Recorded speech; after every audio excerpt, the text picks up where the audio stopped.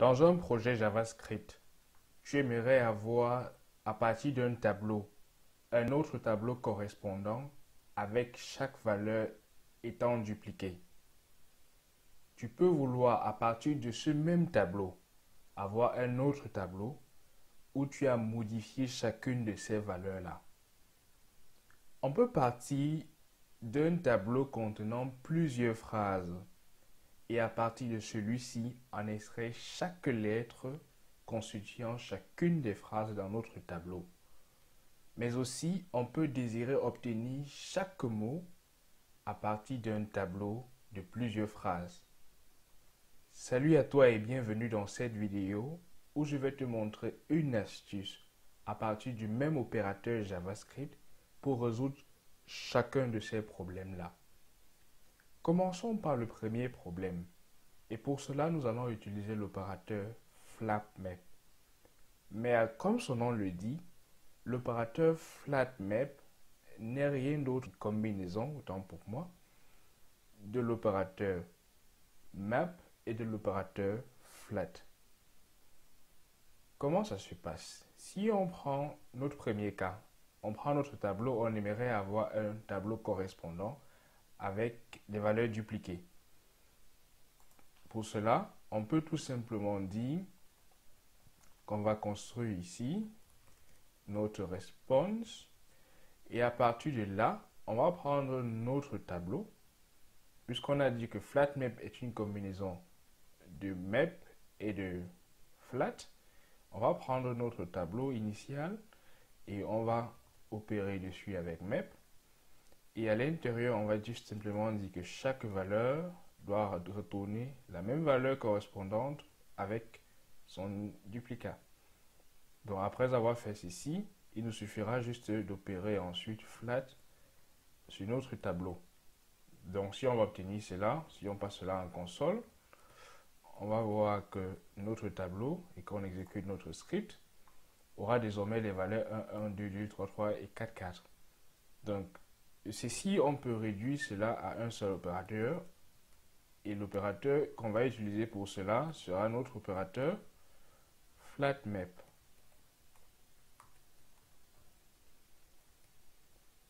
Donc en utilisant flatMap, on va passer en paramètre justement la même fonction qu'on a utilisée tout à l'heure qui va dupliquer chaque élément dans notre tableau. Donc là, on aura utilisé un seul opérateur en lieu et place d'un des deux opérateurs précédents. Donc si on exécute notre script, on obtient exactement le même résultat, mais avec moins de code qui a été écrit. Donc, ça c'est pour notre premier cas. Et supposons maintenant qu'on aimerait avoir, pour chaque valeur dans notre tableau, une valeur correspondante qui a été multipliée par 2 par exemple, comme c'est le cas dans le résultat qu'on aimerait obtenir ici. Donc pour cela, on peut utiliser soit la combinaison de map et de flat, soit le flatMap directement.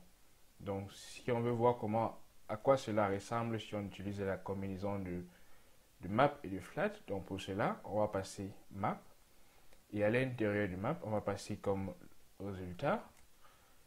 Pour chaque valeur de map, on va multiplier cela tout simplement par 2 en utilisant l'opérateur de multiplication en JavaScript. Donc naturellement, notre résultat, il va falloir appliquer un flat dessus pour pouvoir aplatir notre tableau. Ainsi, si on exécute notre fonction, on verra qu'on obtient un nouveau tableau avec chaque valeur correspondante 2, 4, 6, 8 étant les valeurs nos valeurs dans notre premier tableau avec les nouvelles valeurs multipliées par 2 chacune. Donc alors si pour mieux comprendre le fonctionnement de flat et les différents cas dans lesquels on peut l'utiliser, il y a une vidéo que j'ai faite un peu plus précédemment qui explique comment cela fonctionne. Donc si on veut réécrire notre opération sans l'opération map et flat, mais plutôt avec flatMap, donc on va juste appliquer flatMap sur notre tableau et à ceci on va passer le même paramètre que précédemment. Donc pour chaque valeur, on va multiplier chacune de ces valeurs-là par 2 et on obtiendra ainsi exactement le même résultat que précédemment lorsqu'on exécute notre script on obtient les valeurs multipliées. Donc, ceci est le premier problème, ou alors le premier cas de figure qu'on aimerait voir. Un autre cas de figure, c'est si on a un tableau contenant plusieurs phrases. Comme dans ce cas-ci, merci de suivre, fait partie du premier objet dans notre, ou du moins du premier élément dans notre tableau. Ensuite, on a les astuces et on a Equalistech.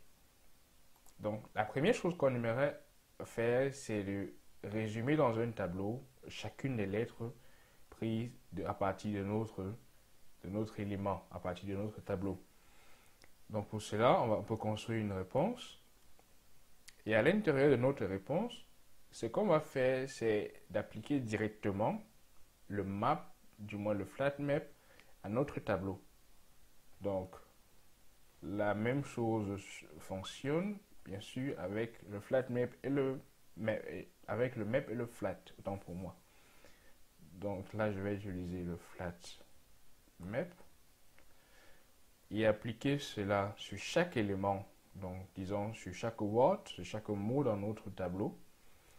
Et ainsi, pour chaque mot qu'on aura dans notre tableau, on pourra appliquer split, puisque chaque mot est un string ou alors une chaîne de caractères. On peut leur appliquer split et ainsi passer quelque chose de vide, une chaîne de caractères vide à l'intérieur. Donc, lorsque on a appliqué split et qu'on exécute notre script, avant, il va falloir inscrire cela dans notre console.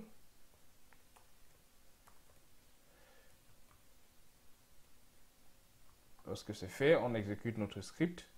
On va voir qu'on obtient un nouveau tableau avec chaque lettre ainsi que les espaces venant de notre tableau initial. Donc ici, on peut voir merci de suivre les astuces et Equalistech. Donc, si maintenant on veut en lieu et place de chaque lettre venant de notre tableau, obtenir chaque mot venant de notre tableau, il nous suffit juste d'insérer un espace dans notre tableau, du moins dans le paramètre qu'on passe à split, et exécuter à nouveau notre script. On va se rendre compte que cette fois-ci, au lieu et place d'avoir eu chaque lettre, on a obtenu chaque mot. Merci de suivre les astuces Equalistech. Merci une fois de plus d'avoir suivi cette astuce. À très bientôt pour une nouvelle vidéo.